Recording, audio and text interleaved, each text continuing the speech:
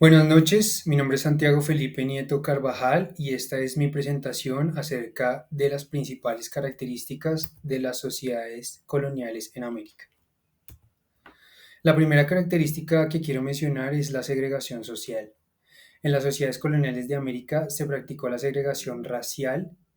Los derechos y deberes de las personas dependían en gran parte de su raza, al igual que su posición social. Me parece que es una característica muy importante que se repite en todas las colonias, tanto las portuguesas, las españolas y las inglesas. Hay una segregación y es una sociedad que está jerarquizada y esas jerarquías dependen de la raza a la cual pertenece. Entonces podemos ver que en la parte de arriba están los europeos, luego los criollos, luego los mestizos, luego los indígenas y finalmente los negros. Dependiendo también de esto, estaba no solo la posición social, sino también incluso los derechos. Por ejemplo, para acceder a cargos públicos era necesario ser europeo o podía ser criollo. Pero si usted quería, por ejemplo, acceder a los cargos más altos, solo lo podían hacer los europeos. Lo mismo pasaba en los altos cargos militares. En otros aspectos personales, por ejemplo, el matrimonio. Mientras que en las colonias españolas los esclavos tenían garantizado el derecho a matrimonio que venía ya desde las siete partidas de Alfonso X el Sabio. En Portugal los esclavos no tenían ese derecho. Al contrario, el matrimonio era algo que estaba prohibido y que muchas veces era algo que se trataba de impedir por parte del Estado. Otra de las características más importantes y también que es muy general en todas las sociedades, en todas las colonias españolas, inglesas y portuguesas es el patriarcalismo. Son sociedades muy machistas donde se ve a las mujeres como seres débiles que necesitan protección. Esta debilidad no solo es vista a nivel físico, sino también en su carácter. Se considera que las mujeres son más proclives al pecado, que, digamos, tienen menor fuerza de voluntad, que son menos inteligentes y se les ve como unos seres, como tal vez como niños o como menores de edad. Eso es lo que justifica que los hombres estén a su cargo y que ejerzan autoridad sobre ellos porque cumplen, entre comillas, como este rol de protectores. Este machismo se ve en muchos niveles. Por ejemplo, las mujeres están bajo la custodia de sus padres y después pasan a la custodia de sus esposos. A nivel legal, ellas necesitan autorización de sus esposos para llevar a cabo cualquier transacción, compras, ventas, participación en sociedad. Eh, También, digamos, la violencia es muy común hacia las mujeres. Se repite mucho dentro de la sociedad. Para que sea una causal de divorcio, tienen que ser un maltrato que muestre que la vida o la salud de la mujer está en peligro y el castigo al agresor era una pena muy pequeña de cárcel. También, digamos, en cuanto a la educación, las mujeres no tenían el mismo acceso a la educación que los hombres. Su educación estaba basada simplemente en los roles que se les atribuía, que eran principalmente el rol de madre y el rol de esposa. La educación que recibían era principalmente una educación informal que venía desde su familia, desde su casa. Era muy importante también el honor, visto como relacionado con su virginidad. Tenían una altísima presión social con respecto a sus comportamientos y había un doble rasero en la medida en que había comportamientos que a ellas se les reprochaban mientras que a los hombres se les celebraban. También, por ejemplo, en el divorcio, las mujeres se les dificultaba mucho divorciarse y en general sus derechos eran menos que los derechos de los hombres. En cuanto al matrimonio, las mujeres contraían matrimonio antes de los 20 años porque para los 25 ya eran consideradas muy mayores para el matrimonio. Existía una figura que se llamaba la dote, en la cual la familia de la novia entregaba una cierta cantidad de dinero o bienes al futuro esposo y este se comprometía ante un notario a que iba a devolver ese patrimonio con su patrimonio antes de que éste sufriera alguna división producto de su muerte, lo cual brindaba como cierta seguridad a las mujeres. Esta práctica no era muy frecuente dentro de los indígenas. También otra de las características importantes de las sociedades coloniales de América es su diversidad.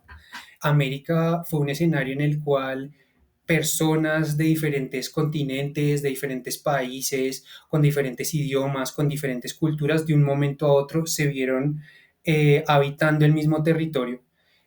Obviamente no estaban en condiciones iguales, pero eso no impidió que hubiera una influencia recíproca entre ellos. Se producen fenómenos como el del mestizaje, hay un intercambio cultural y esto se ve reflejado en la actualidad, por ejemplo, digamos en la gastronomía colombiana, en la música, se ve mucho tanto las raíces españolas en algunas regiones como las raíces africanas en otras y es muy recurrente en Latinoamérica esta enorme diversidad que desde mi punto de vista es una riqueza.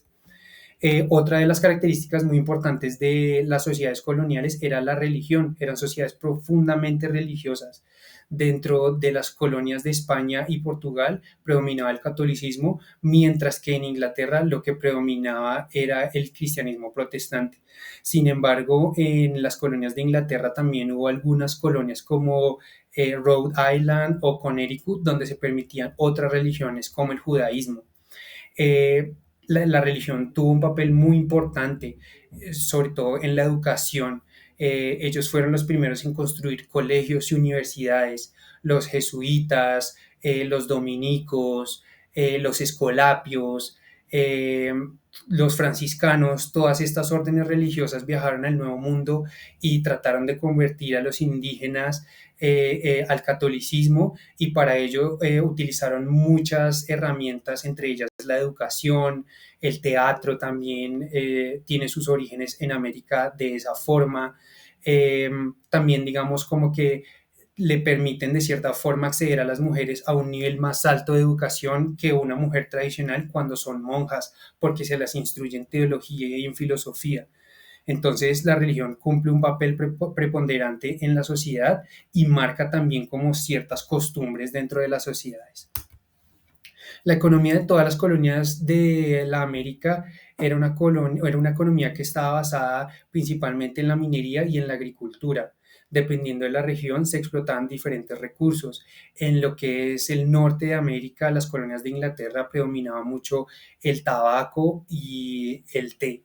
Hubo un momento en que la colonia, cuando se agotó el comercio con los indígenas, con los indios de Norteamérica, la colonia entró como en una crisis y estuvo en riesgo y tuvieron entonces que encontrar un producto que no fuera perecedero, que pudieran llevar a Europa y que les generara una ganancia que pudiera costear los costos de producción y los costos de transporte. Entonces ahí es cuando comienzan a explotar el maíz, perdón, el tabaco y el té en el norte de América. Esto es lo que salva estos productos, también el arroz, son lo que salva estas colonias. Mm, digamos, en Brasil predominan mucho los cultivos de caña de azúcar, que también son, digamos, estos mismos cultivos tienen como consecuencia la llegada de esclavos africanos porque se necesitaba mucha mano de obra. También en el Alto Perú hay una montaña, Potosí, donde se explota mucho la plata y el oro, que pues era abundante en toda América. Entonces también son como principalmente los recursos que sustentan la economía de estas colonias. En cuanto a la literatura, bueno, la literatura de la colonia española, de las colonias españolas, pasa por tres etapas. La primera etapa es durante la fundación de la sociedad. Allí se caracteriza por crónicas y epopeyas históricas sobre la naturaleza y muestra un gran interés sobre el mundo indio. Ahí podemos mencionar, por ejemplo, La Araucana de Alonso de Erciña y Zúñiga, donde narran la conquista del territorio que hoy es Chile y Argentina, esta lucha de los españoles contra los indios mapuches y habla también de los líderes de los indígenas como Caupolicán, el indígena Colo Colo, habla también de Lautaro. La segunda fase viene desde finales del siglo XVI y durante el siglo XVII. En este caso, la temática pasa a ser la riqueza de América y digamos también como la muestra del lujo en el que viven las sociedades coloniales. Es una exaltación de la riqueza que tiene este continente, la exuberancia de su flora, de sus paisajes, de sus animales, la enorme riqueza que tienen sus productos agrícolas, porque como lo mencionábamos también, los productos agrícolas de América son mucho más nutritivos y tienen un mayor nivel de productividad que los productos que utilizaban los españoles. Por ejemplo, la papa y el maíz generan una cosecha más grande con menos trabajo que el trigo o el arroz.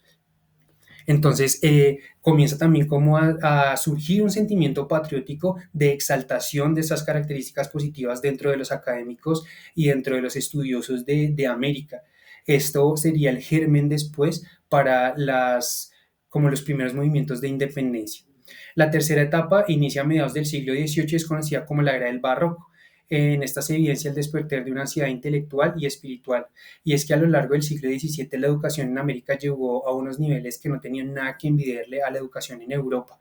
Estábamos influenciados por Aristóteles, por Erasmo, leíamos algunos autores de la Ilustración, también había criollos o americanos que hacían tratados de cirugía, de matemáticas, lingüística. Entonces, esta tercera etapa es una etapa en la que hay una gran ansiedad intelectual. Una figura que me parece muy destacable es la de Sor Juana Inés de la Cruz, que fue una mujer que llegó a un nivel de erudición filosófica y teológica comparable a las mentes más importantes de su momento. Otra característica además que me gustaría mencionar es la de la ciencia y la academia. A lo largo del siglo XVIII hubo un desarrollo académico muy importante en América, sobre todo de la mano de los jesuitas, porque ellos comenzaron a utilizar la imprenta en México. La imprenta no se podía utilizar en América porque había unas leyes proteccionistas españolas que le daban, lo que querían era proteger las imprentas de allá, entonces no podíamos producir nuestros propios libros. Además, también había una cierta censura, un control sobre qué tipo de textos venían a América, y los jesuitas, a diferencia de las otras órdenes religiosas, no dependían de la corona, sino que dependían directamente desde Roma, y eso les permitía de cierta forma saltar como esta barrera de censura que había. Entonces los jesuitas tienen un papel muy importante también porque ellos crean los primeros colegios, las primeras universidades, aunque igual otras órdenes también las crean. Ellos también hacen que los americanos puedan acceder a unos libros que no les debía ser permitidos, y se comienzan a mostrar figuras muy importantes como la de José Celestino Mutis o la de Francisco José de Calda, que hicieron una expedición botánica donde registraron la exuberancia de la flora y las propiedades que tenían las plantas de aquí, que a nivel farmacéutico también sería un gran avance para la medicina en todo el mundo, porque los indígenas tenían un profundo conocimiento sobre las plantas y sobre cómo podían ser utilizadas de forma terapéutica. Eh, También, como mencioné anteriormente, hay algo que me parece importante decir, y es el teatro. Es una expresión cultural que tiene mucha importancia aquí en América, que es utilizado como una herramienta por parte de los sacerdotes que quieren convertir a los indígenas cuando llegan los primeros europeos a América. Eh, Utilizan el teatro como una forma didáctica de darles a entender, de mostrarles la religión, y a los indígenas les gusta bastante y tiene una gran acogida dentro de la comunidad americana. Después ya en la colonia, en ciudades como Perú, perdón, en países como Perú y en México, se comienzan a pagar obras de teatro de los dineros públicos en ocasiones especiales para que el pueblo pueda divertirse y ser parte de esto. Entonces, eh, a nivel cultural y académico, América llega un momento en el que no tiene nada que envidiarle a Europa y que en todos los campos del conocimiento es competitivo. Muchas gracias.